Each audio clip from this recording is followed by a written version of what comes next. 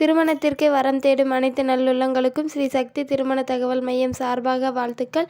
நாங்கள் தரும் அனைத்து வரன்களும் பெண் வீட்டாரின் விருப்பத்தோடு தருகிறோம். இதில் சில போட்டோக்கள் மறைத்து காட்டப்படும் பெண் வீட்டாரின் விருப்பத்திற்காக.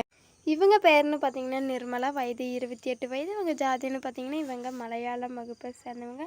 இவங்க ராசின்னு பார்த்தீங்கன்னா துலாம். இவங்க கல்வி படிப்புன்னு பார்த்தீங்கன்னா இவங்க பிசிஏ முடிச்சிருக்கிறத சொல்லியிருக்கிறாங்க. இவங்க வேலைன்னு பார்த்தீங்கன்னா ரைஸ் மில் வச்சு நடத்திட்டு வரத சொல்லியிருக்கிறாங்க. இவங்களுக்கு இதில் மாதம் வந்து ஒரு 10,000 5,000 வரதை சொல்லியிருக்கிறாங்க.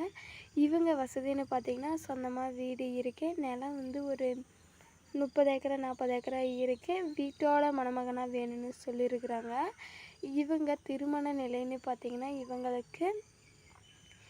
இவங்களுக்கு வந்து 2வது திருமணம் தான். முதல் வந்து திருமணம் ஆகி விவாகரத்து ஆயிடுச்சுன்னு சொல்லியிருக்கிறாங்க. இவங்க சொந்த ஊர்னு பார்த்தீங்கன்னா இவங்க கம்பத்தில் தான் இருக்கிறாங்க. இவங்க வந்து என்ன எதிர்பார்க்குறாங்கன்னா, வரக்கூடிய மணமகன் வந்து வீட்டோட மணமகனாக வேணும், என் பொண்ணை வந்து நல்லா வச்சு பார்த்துக்கணுன்னு சொல்லியிருக்கிறாங்க. இந்த சேனலுக்கு நீங்கள் புதிய பார்வையாளராக இருந்தால் சப்ஸ்கிரைப் பண்ணிக்கோங்க, கூடவே ஒரு லைக்கும் போட்டுக்கோங்க.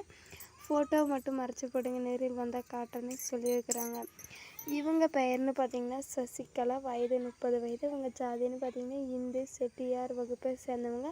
இவங்க ராசின்னு பார்த்திங்கன்னா துலாம். இவங்க கல்வி படிப்புன்னு பார்த்திங்கன்னா இவங்க எம்காம் முடிச்சிருக்கிறத சொல்லியிருக்கிறாங்க. இவங்க வேலைன்னு பார்த்தீங்கன்னா இவங்க ப்ரைவேட் கம்பெனியில் தான் வேலை செஞ்சுட்டு இருக்காங்க.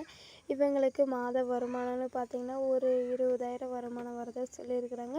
இவங்க வசதின்னு பார்த்திங்கன்னா சொந்தமாக வீடு இருக்குது. நிலம் வந்து ஒரு 5 சென்ட் நிலம் தான் இருக்குதுன்னு சொல்லியிருக்காங்க. வீடு கட்டுற அளவு இருக்குதுன்னு இருக்காங்க. இவங்க திருமண நிலைன்னு பார்த்திங்கன்னா இவங்களுக்கு 2வது திருமணம் தான். முதல் வந்து திருமணமாகி விவாகரத்து ஆயிடுச்சு.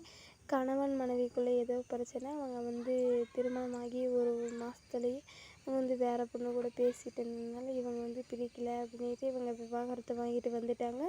இவங்க சொந்த ஊர்னு பார்த்திங்கன்னா இவங்க திண்டுக்கல்லில் தான் இருக்கிறாங்க.